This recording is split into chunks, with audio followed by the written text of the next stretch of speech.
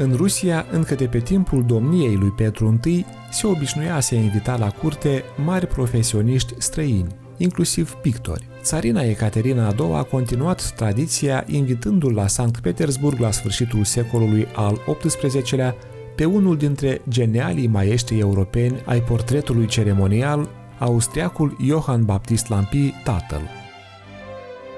La vârsta de 22 de ani, Lampi deja a devenit membru al Academiei de Arte din Verona, ajungând în scurt timp unul dintre cei mai buni pictori portretiști. Pe lângă numeroasele portrete ale curtenilor și nobilimii, Lampi a pictat-o pe însăși țarina Ecaterina a II, care a domnit în Rusia din 1762 până în 1796. Cel mai cunoscut este portretul de gală a Ecaterinei cea Mare, pictat în 1793, cu figurile alegorice ale cetății și adevărului, aflat în colecția Muzeului Ermitaj.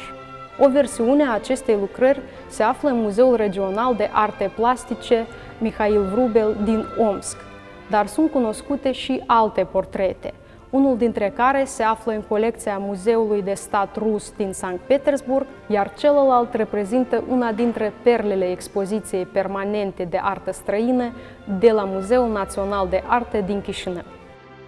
Pictura a intrat în colecția muzeului în septembrie 1945 de la Moscova și reia exact imaginea împărătesei de pe tabloul din Ermitaj. Racursiul, costumul, coafura și accesoriile sunt aceleași.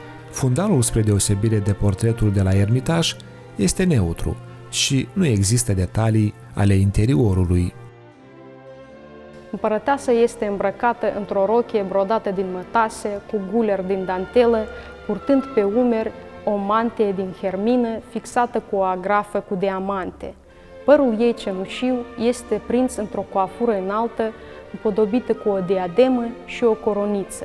Pe piept se văd cele trei panglici, albastră a Ordinului Sfântul Andrei, negru portocalie a Ordinului Sfântul Gheorghe și negru roșie a Ordinului Sfântul Vladimir. Cromatismul acestui portret, precum și a tuturor lucrărilor semnate de Lampi, se caracterizează printr-o saturație și în același timp nuanțe atenuate. Maniera de a picta este una lină, cu tușe care estompează nuanțele de clar-obscur.